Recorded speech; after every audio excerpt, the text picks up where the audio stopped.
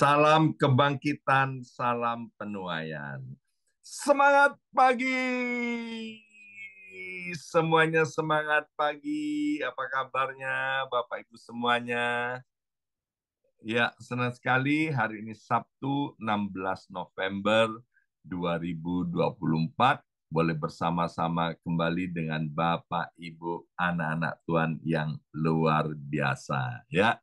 Nah, ini adalah kesempatan yang pertama saya bisa menyampaikan firman Tuhan kembali kepada Bapak Ibu setelah perjalanan liburan dari Jepang dan juga dari Israel ya. Senang sekali boleh bersama-sama dengan Bapak Ibu yang tetap semangat dan antusias di dalam Tuhan ya. Dalam liburan ke Jepang ya, saya reuni dengan anak, mantu, cucu dari Indonesia, juga bersama Kesia, ya, untuk merayakan ulang tahun pernikahan yang ke-40, ya.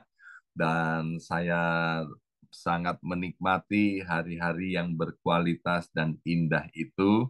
Dan kemudian setelah kembali ke New York, kemudian melanjutkan perjalanan untuk wisata rohani ke Israel selama 8 hari ya.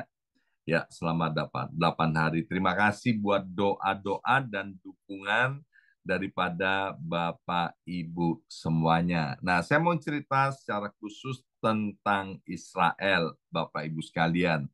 Terima kasih buat nasihat, buat masukan dari Bapak Ibu ya, dan beberapa juga meminta supaya kami tidak jadi berangkat ke Israel karena mendengar, membaca, dan melihat berita-berita yang sudah beredar ya. Dan itu juga bukan hanya dialami oleh saya dan istri, tapi semua peserta. Karena pesertanya ini kan hamba-hamba Tuhan semua. Kami ada 35 orang dan semuanya mendapatkan nasihat yang sama dari orang-orang yang mengasihinya ya untuk kami membatalkan perjalanan ke Israel. Akhirnya kami berdoa, sepakat, kami minta satu tanda dari Tuhan, yaitu kalau pesawat kami tidak terbang atau pesawat kami tidak boleh mendarat di Israel, artinya kami tidak boleh ke Israel, ya kan? Kan salah satu tanda seperti itu. Tapi yang menguatkan saya ada satu anak Tuhan di New York ini yang kerja di perusahaan milik orang Israel, orang Yahudi. Dia bilang gini kepada bosnya, "Bos, ini pendetaku mau pergi ke Israel. Menurut kamu bagaimana, Bos? Israel itu aman atau enggak?" Dan kemudian bos Israel ini bilang, ya kan, kasih tahu pendetamu, suruh berangkat ke Israel, karena Israel adalah satu-satunya negara yang paling aman di dunia ini. Wah, keren banget Bapak Ibu sekalian ya. Dan kemudian saya akhirnya bersama dengan rombongan diizinkan oleh Tuhan untuk tiba di Israel, semua dalam keadaan baik dan sehat. 4 malam kami nginap di Yerusalem dan kemudian 2 malam kami nginap di Danau Galilea dan 1 malam di Laut Mati. Setelah itu kami melanjutkan perjalanan kembali ke kota masing-masing ya. Ada yang dari New Hampshire, ada dari New Jersey, dari Philadelphia, New York, juga dari Jakarta. Dari Jakarta ada pendeta Deborah Kristanto ya, dan juga ada dari Semarang, dari Solo, kemudian dari Jambi, dari Jawa Timur, dan lain sebagainya dari Makassar ya. Nah, saya mau berbagi kepada Bapak Ibu sekalian dari kitab Mazmur 122 ayat yang ke-6. Mazmur 122 ayat yang ke-6 ya. Bunyinya begini. Berdoalah untuk kesejahteraan Yerusalem. Biarlah orang-orang yang mencintaimu mendapat sentosa. Saya selalu ajarkan kepada jemaat kalau ada sebuah kata, kemudian ditambahi kata la, itu artinya perintah. Melalui Mazmur 122 ayat yang ke-6, Tuhan memberikan perintah kepada kita untuk berdoa buat kesejahteraan Yerusalem. Jadi berdoa buat kesejahteraan Yerusalem itu adalah sebuah perintah Tuhan. Dalam kitab Ulangan dikatakan di dalam ketaatan ada berkat dan di dalam ketidaktaatan yang ada adalah hukuman. Jadi kalau kita taat akan firman Tuhan, kita berdoa untuk kesejahteraan Yerusalem, Bapak Ibu sekalian, percayalah di dalam ketaatan kita itu ada berkat-berkat yang spesial daripada Tuhan, ya. Seperti Tuhan juga berfirman, ampunilah. Kalau kita mengampuni orang-orang yang bersalah kepada kita, maka juga ada berkat-berkat spesial yang akan kita terima. Jadi Bapak Ibu sekalian, ketika kita taat kepada firman Tuhan, yang diuntungkan itu juga adalah kita-kita yang taat kepada firman Tuhan dan melakukannya dengan setia. Di dalam Mazmur 122 ayat yang ke-6 ini berkata, kalau kita berdoa untuk kesejahteraan Yerusalem, maka kita akan mendapatkan sentosa. Bersama saya ucapkan sentosa. 2, 3, sentosa. Apa arti kata sentosa? Arti kata sentosa di sini adalah mengalami yang namanya damai, aman, dan makmur. Sekali lagi, yang artinya sentosa adalah damai, aman, dan makmur. Jadi kalau kita berdoa untuk kesejahteraan Yerusalem, Bapak Ibu sekalian, ada berkat spesial yang Tuhan sediakan kepada kita, yaitu keamanan, kedamaian, dan kemakmuran. Sekali lagi, keamanan dan kedamaian serta kemakmuran. Tahun 1995 itu pertama kali saya pergi ke Israel bersama dengan istri saya. Tahun 1995, ya. Nah, kemudian setelah pulang dari Israel, Bapak Ibu sekalian, ditanya nih, pada waktu itu kan jarang orang pergi ke Israel, ya. Oleh kemurahan Tuhan, saya dan istri tahun itu bisa ke Israel. Dan perjalanan kami luar biasa, Bapak Ibu sekalian, ya. Dan ketika ditanya oleh orang-orang, maka dari mulut saya ini, Bapak Ibu sekalian, keluar perkataan-perkataan yang tidak menunjukkan kecintaan saya kepada Yerusalem. Di sini kan dikatakan, biarlah orang-orang yang mencintaimu, biarlah orang-orang yang mencintai Yerusalem, ya. Jadi waktu kita berdoa dan kita mencintai Yerusalem, maka kita akan mengalami sentosa. Oh ya, Bapak Ibu sekalian, kita harus tahu bahwa ibu kota Israel itu adalah Yerusalem, ya. Mr. Trump itu waktu menjabat sebagai Presiden Amerika Serikat beberapa waktu yang lampau, ya, itu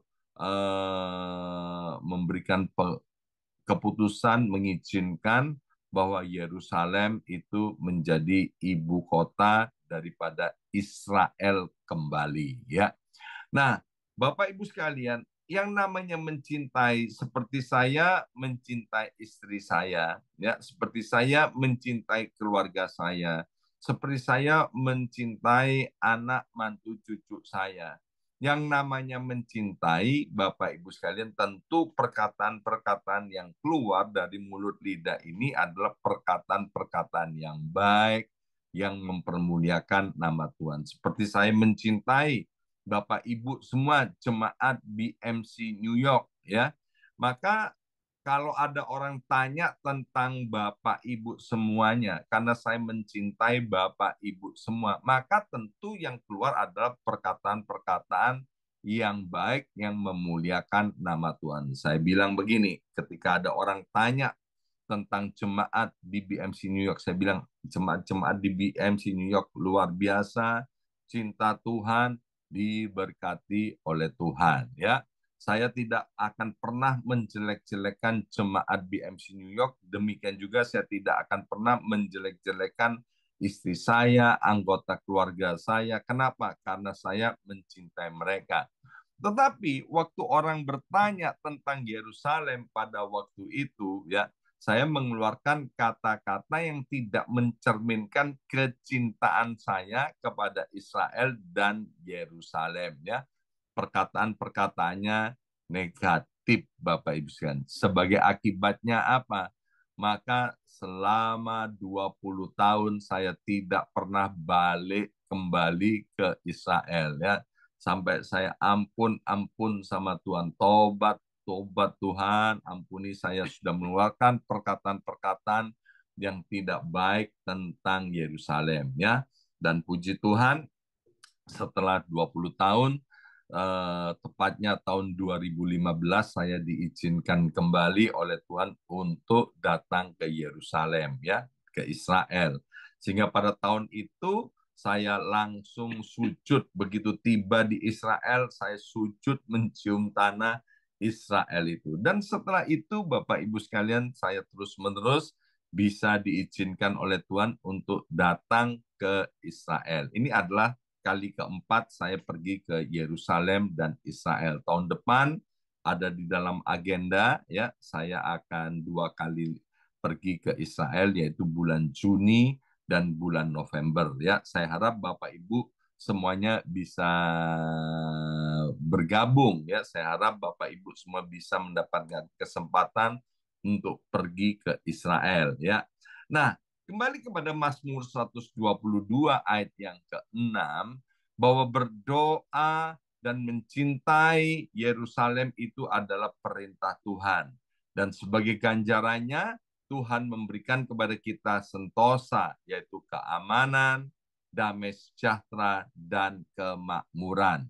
Jadi yang pertama yang kita perlu ketahui, bahwa kita perlu untuk berdoa dan mencintai, ya, Israel dan Yerusalem. Kalau ditanya, seperti yang sudah diajarkan oleh Ketua Sinode dari Gereja Bethel Indonesia, yaitu Bapak Pendeta Dr. Rubin Adi Abraham, ya, Anda ini berpihak kepada mana?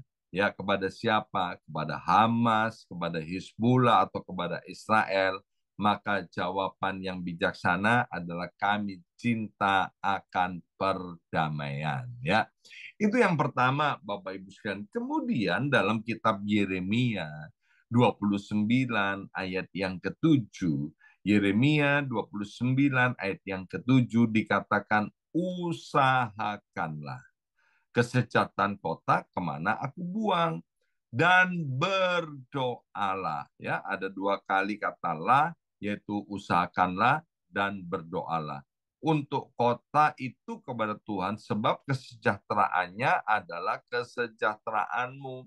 Jadi selain Tuhan memerintahkan kepada kita untuk berdoa dan mencintai Israel dan Yerusalem, maka Tuhan juga memerintahkan kepada kita untuk kita berdoa, mengusahakan, dan juga mencintai kota dan negeri di mana Tuhan tempatkan kita, ya.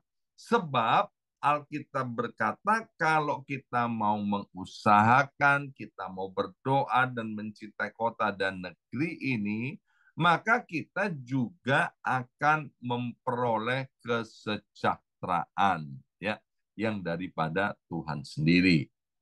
Nah, pada hari kedua perjalanan wisata di Israel ini, Bapak Ibu sekalian, saya mendapatkan kesempatan untuk menyampaikan renungan firman Tuhan di satu tempat yang bernama Sukkot Halel. Ya, bersama saya ucapkan Sukkot Halel. 2, 3, Sukkot Halel. Ya. Nah, tempat ini adalah satu gedung yang modern, Bapak Ibu sekalian. Sukkot Halel ini adalah kali yang kedua saya khotbah atau menyampaikan renungan firman Tuhan di Sukkot Halel, ya. Nah, kata Sukkot Halel ini berasal dari kata Ibrani yang berarti tenda pujian, tabernakel pujian, atau pondok pujian. Didirikan tahun 1999 oleh pasangan suami istri Rick dan Patricia Readings dari Amerika Serikat. Ya, nah Sukot Halel ini memiliki pemandangan yang indah luar biasa, Bapak Ibu sekalian. Sementara kita ada di gedung Sukot Halel, maka pemandangan yang ada di depan kita sementara kita berdoa itu adalah Bukit Sion dan kota tua Yerusalem atau Old City Yerusalem, Bapak Ibu sekalian. Sukot Halel ini menjadi tempat modern tapi sangat terkenal, Bapak Ibu sekalian. Mengapa? Ternyata Sukot Halel ini adalah tempat berkumpul orang-orang untuk menyembah dan memuji Tuhan 24 jam sehari, 7 kali 24 jam sehari, 365 hari terus-menerus, tidak ada henti-hentinya orang-orang berdoa di Sukot Halel sambil kemudian mereka berdoa memberkati Yerusalem itu, Bapak Ibu sekalian. Nah, mengapa Sukot Halel ini menjadi terkenal? Selain karena doa yang terus-menerus yang dipanjatkan di gedung yang modern ini, ya, maka Sukot Halel ini menjadi tempat yang sangat terkenal karena para pemuda-pemudi, ya, kaum muda, orang-orang Yahudi, orang-orang Arab, orang-orang Palestina yang selalu bertikai, itu mereka saling merendahkan diri, mereka saling mengampuni satu dengan yang lain, saling mengasihi, dan kemudian mereka bersatu di dalam doa dan penyembahan.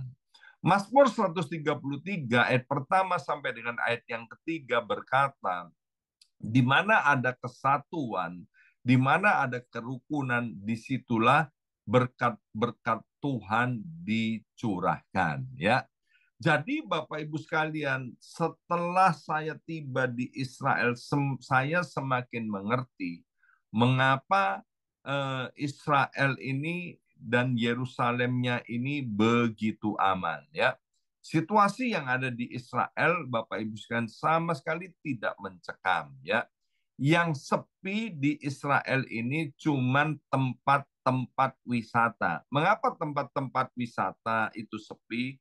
Karena turis-turis pada ketakutan untuk datang ke Israel. Mengapa mereka takut datang ke Israel? Karena berita-berita tentang perang itu sangat mengerikan. Tapi pada kenyataannya, itu selama saya sekian hari ada di Israel, itu saya tidak pernah mendengar suara peluru, suara roket, suara bom, suara rudal, dan lain sebagainya. Ya, yang sepi di Israel hari ini itu hanya tempat-tempat wisata dan toko-toko souvenir. Ya, sementara restoran-restoran itu ramai, jalan raya itu ramai sekali, Bapak Ibu sekalian, bahkan mal-mal itu, ya, mal-mal modern itu juga ramai. Bahkan satu kali ketika tim rombongan ini makan di sebuah restoran, Bapak Ibu sekalian, di situ ada pesta dansa-dansi, orang sedang merayakan ulang tahun, Bapak Ibu sekalian. Jadi sama sekali nggak ada ketegangan dan ketakutan yang ada di Israel itu. Nah, mengapa? Kan jawabannya karena ada orang-orang yang berdoa setiap hari 24 jam untuk kesejahteraan Yerusalem. Belum lagi kemudian ketika saya ada di tembok ratapan, ya, di tembok ratapan dan kemudian di tempat-tempat yang lain yang kami kunjungi, ternyata di situ juga orang-orang sedang berdoa. Nah, tour leader kami, guide lokal, Bapak Ibu kalian, mengajarkan begini, bahwa orang-orang yang berdoa di tempat tembok ratapan ini maupun berdoa di tempat lain, ya, mereka itu tidak boleh meninggalkan tempat doa itu kalau tidak ada yang menggantikannya, ya. Jadi misalnya sampai terjadi satu kali, misalnya, ya, tapi ini nggak pernah terjadi.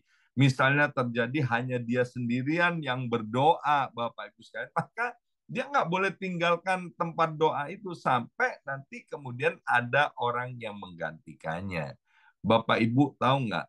Itu yang berdoa di tembok ratapan, ya, orang-orang lokal itu jumlahnya, ya saya nggak bisa hitung, mungkin bisa ratusan atau ribuan yang ada di situ. Jadi nggak mungkin nggak ada orang yang tidak berdoa. Jadi di situ saya mengerti mengapa Yerusalem aman, mengapa Israel aman, karena di situ mereka merendahkan diri dan berdoa. Ya, pesan apa yang saya mau sampaikan kepada Bapak Ibu sekalian? Seperti Tuhan Yesus berkata di dalam kitab Lukas pasal 18, agar supaya kita tidak jemu-jemu berdoa, ya.